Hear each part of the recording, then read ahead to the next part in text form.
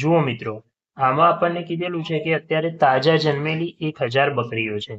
એટલે કે પહેલા લખી દઈએ આપણે 1000 બકરીઓ છે. બરાબર, અત્યારે હાલ આપણી પાસે 1000 બકરી છે.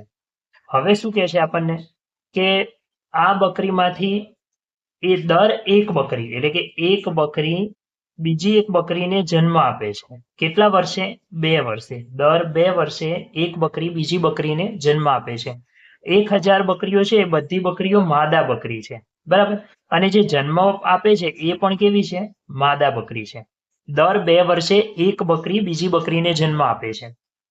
હવે એ કેટલા વર્ષ સુધી આ બકરીને જન્મ આપે છે? જ્યાર સુધી એમની ઉંમર 8 વર્ષની ના થાય ત્યાર સુધી. બરાબર છે. હવે આપણે ચલો આ દાખલાને એકદમ સરળ રીતે ગણવો હોય તો કેવી રીતે ગણી શકાય? જો આપણે સૌથી પહેલા એક સંખ્યા રેખા દોરી દઈએ. બરાબર છે, અહીંયા એક સંખ્યા રેખા દોરી દઈએ છે. અહીંયા એક સંખ્યા રેખા મેં દોરી દીધી છે.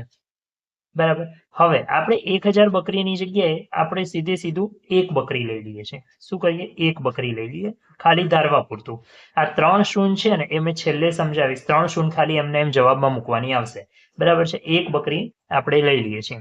હવે સંખ્યા રેખા પર આપણે દોરી દઈએ છીએ 0, 2, 4, 6, 8, 10 અને 12.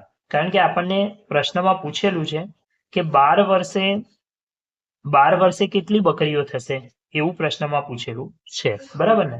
હવે જુઓ, પહેલા વર્ષે જ્યારે 0 વર્ષ એટલે કે અત્યારે હાલ આપણી પાસે કેટલી બકરી છે? એક જ બકરી છે. બરાબર, અત્યારે હાલ આપણે એક ધારી છે એટલે હાલ આપણી પાસે એક બકરી છે.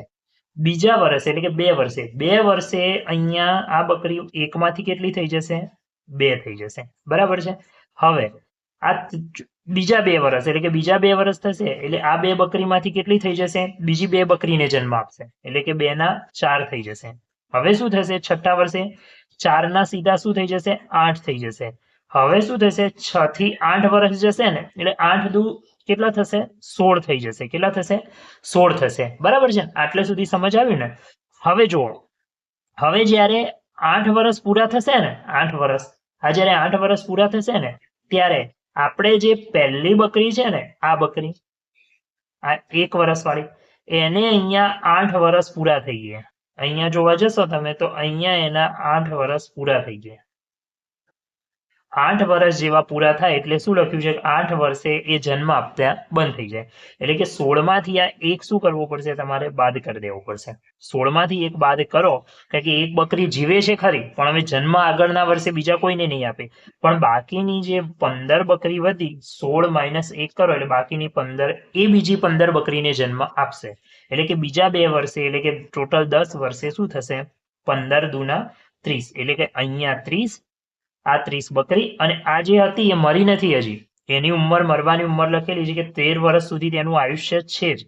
એટલે આ જે બકરી છે એ તો એમના એમ જ આગળ જશે. +1 30 ને 31. હવે ટોટલ 31 બકરી છે આપણી પાસે. કેટલી બકરી છે? 31 બકરી છે. હવે 31 બકરીમાંથી બીજા 2 વર્ષ જશે. બીજા 2 વર્ષ જશે. હવે જ્યારે આ 10 વર્ષ પૂરા થશે ત્યારે શું થશે? આ 31 બકરી છે. બરાબર, હવે એમાંથી જે એક બકરી છે એક બકરીની ઉંમર પણ 10 વર્ષ થઈ ગઈ હશે. અહીંયા આ એક બકરીની ઉંમર કેટલી વર્ષ થઈ ગઈ હશે? 10 વર્ષ થઈ ગઈ હશે. અને આ બીજી બકરી જે છે એક બકરીએ બીજી બકરીને જન્મ આપેલો એટલે કે અહીંયા 1 ને 1 2 થયેલી એટલે એ પણ બકરીની ઉંમર કેટલી વર્ષ થઈ ગઈ છે? 8 વર્ષ થઈ ગઈ છે.